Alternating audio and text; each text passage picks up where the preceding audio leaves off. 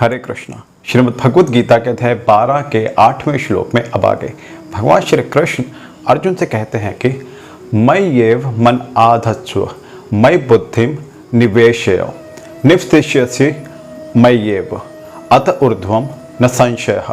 अर्थात मुझ भगवान में अपने चित्त को स्थिर करो और अपनी सारी बुद्धि मुझ में लगाओ, इस प्रकार तुम निस्संदेह सदैव मुझ में वास करोगे। जो भगवान श्री कृष्ण की भक्ति में रत रहता है उसका परमेश्वर के साथ प्रत्यक्ष संबंध होता है। अतएव इसमें किसी प्रकार का संदेह नहीं है कि प्रारंभ से ही उसकी स्थिति दिव्य रहती है। भक्त कभी भौतिक धरातल पर नहीं रहता, वह सदैव श्री कृष्ण में वास करता है।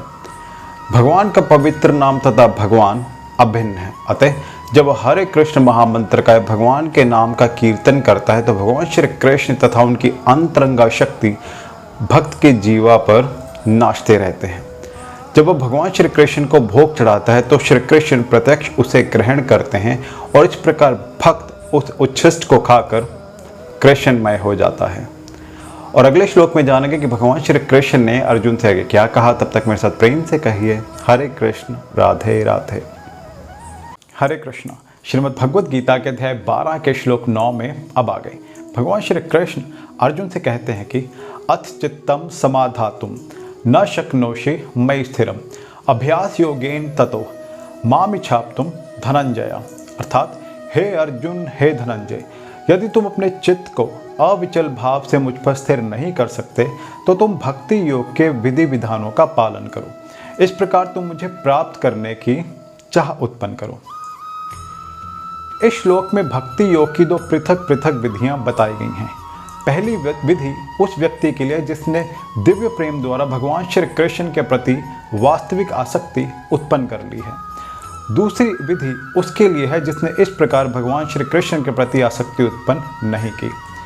इस द्वितीय श्रेणी के लिए नाना प्रकार के विधि विधान है जिसका पालन करके मनुष्य अंततः कृष्ण आसक्ति अवस्था को प्राप्त कर सकता है।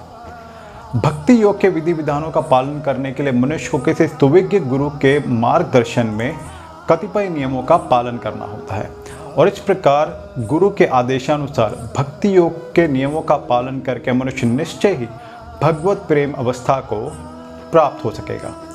और अगले श्लोक में जानेंगे कि भगवान श्री कृष्ण ने अर्जुन से आगे क्या कहा। तब तक मेरे साथ प्रेम से कहिए हरे कृष्ण राधे राधे। हरे कृष्ण।